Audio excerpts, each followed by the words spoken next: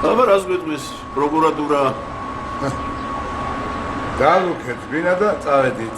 როგორ წავედით? წესიერ მოკლე ვარდაგ მთავრებია. შენ რას იბრიკები შემოგები?